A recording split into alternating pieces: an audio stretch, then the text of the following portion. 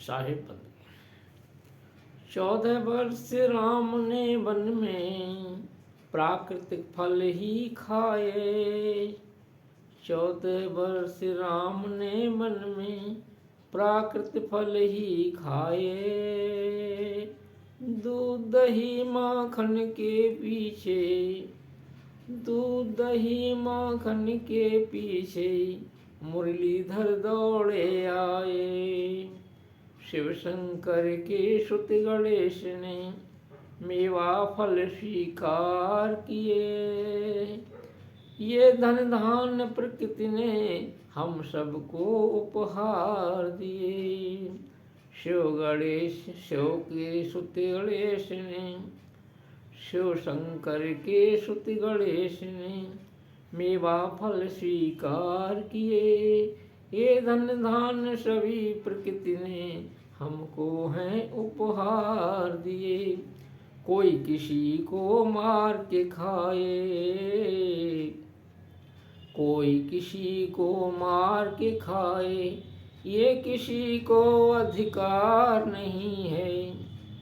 कोई किसी को मार के खाए, ये किसी को अधिकार नहीं है। कोई किसी को मार के खाए, ये किसी को अधिकार नहीं है। जियो और जीने दो, जियो और जीने दो, सब धर्मों का सार यही है। कोई किसी को मार के खाए, ये किसी को अधिकार नहीं है। जियो और जीने दो, सब धर्मों का सार यही है। शाकाहार बिना मित्रों, शाकाहार बिना मित्रों, अपनी हर बात अधूरी है।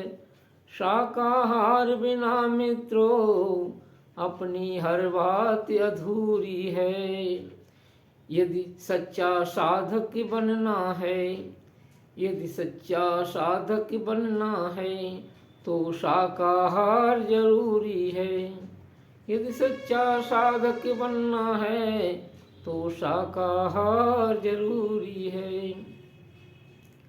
प्रकृति ने हमें अनेक तरह के फल, मेवा, मिष्टान बहुत कुछ दिया है। साग सब्जियां जिनसे हम आराम से पेट भर सकते हैं। हमारा देश ऐसा नहीं है जहाँ किसी तरह की कोई दिक्कत हो। शुद्ध शाकाहार पूर्वक जीवन निर्वाह आराम से कर सकते हैं। फिर भी हम लोग जीव के स्वाद में उतावले होकर मांसाहार करते हैं। कुछ चीज़ों को धर्म से भी जोड़ कर रखा गया है। मुस्लिम, ईसाई, इन लोगों का तो कुछ कहना ही नहीं है। क्यों? ये तो अपने को धार्मिक ही जब कहते हैं,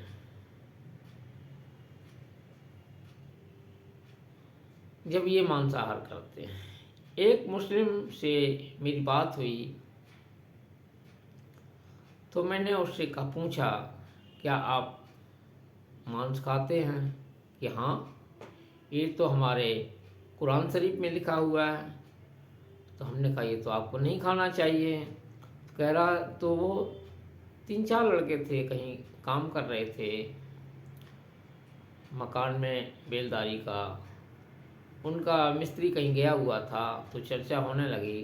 तो हमने उन्हें समझाया कि मांस नहीं खाना चाहिए।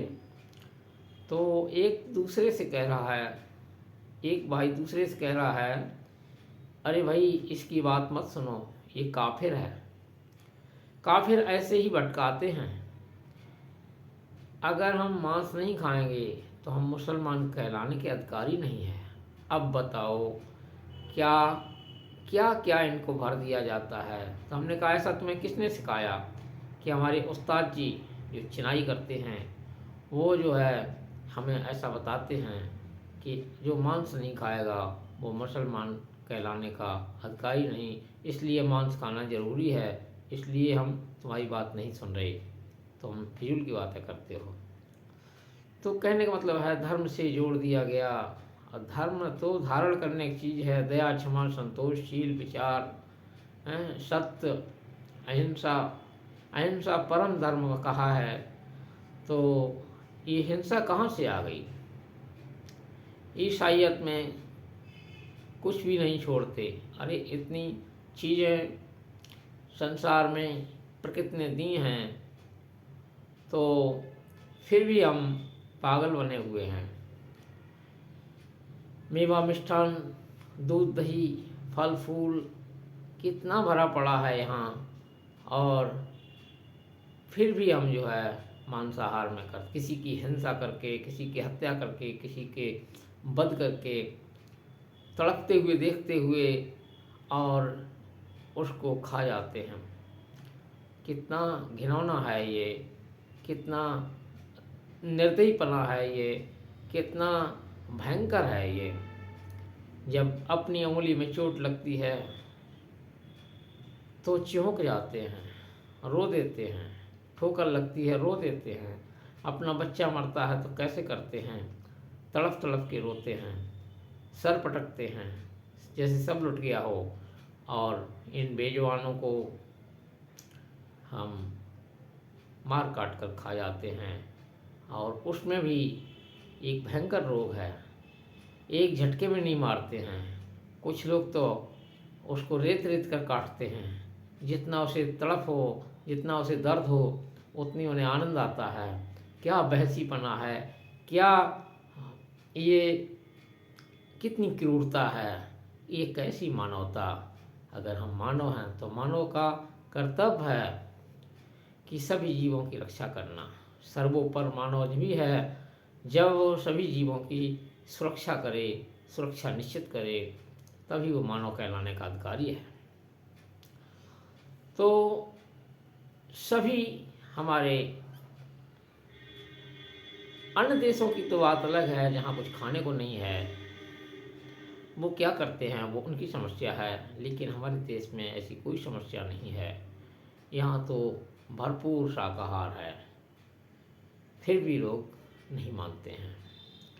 तो कहा है कि राम ने 14 वर्ष वनवास में रहे, लेकिन शुद्ध शाकाहार ही अपनाया, फल फूल कंदमूल खाते रहे। और कृष्ण ने दूध, दही, मक्खन आदि ही अपनाया, कभी मांसाहार का जिक्र भी नहीं किया। उनकी पूरी गीता जो है बिल्कुल शाकाहार से ही इनका उपदेश देती है, किसी तरह की हिंसा का उपदेश नहीं देती। तो और बुद्ध ने तो भाई बहुत ही दया दिखाई, अहिंसा परमो धर्म बताया। महावीर स्वामी, कितने ही आपको गिनाए जाएं, कबीर साहब, नानक साहब, दरिया, पलटू, कितने ही संत हो गए हैं जिन्होंने मांसाहार का विरोध किया। कुछ चंद को छोड़कर, कुछ गिने चुने लोगों को छोड़कर किसी ने इसका पक्ष नहीं लिया। जो विवेकशील हम अगर हैं, हम मानव कहलाने का अधिकारी जब ही हैं जब हम मांसाहार को छोड़कर शुद्ध सात्विक शाकाहारी बने। मांसाहार अनेक बीमारियां लाता है। पशु जो काटे जाते हैं, मांस बेचने वाले बीमारी पशुओं को सबको काट देते हैं, और वो बीमारी हमारे शरीर में पहुंचती है, उससे अनेक तरह की बीमारियां होती हैं। और एक क्रूरता सबसे मेन चीज़ है।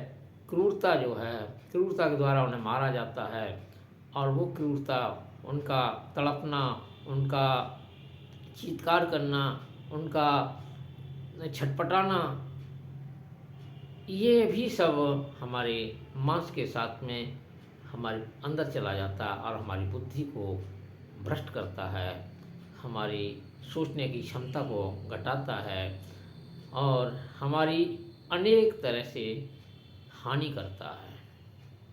एक छोटा सा एक दृष्टांत जवाहरलाल नेहरू के बारे में। एक बार एक एप्लीकेशन जवाहरलाल नेहरू के पास आई, उन्होंने उसे पढ़ के कहीं रख दिया, वो खो गई। जब उसकी ज़रूरत पड़ी तो उन्होंने अंदाज से ही वो दोबारा लिख दी और हाजिर कर दी। संयोग ये हुआ कि वो एप्लीकेशन मिल गई। जब मिल गई तो मिलान किया गया, जब तो हूबहू बिल्कुल ट्रू कॉपी निकली जो अंदाज से बनाई गई थी।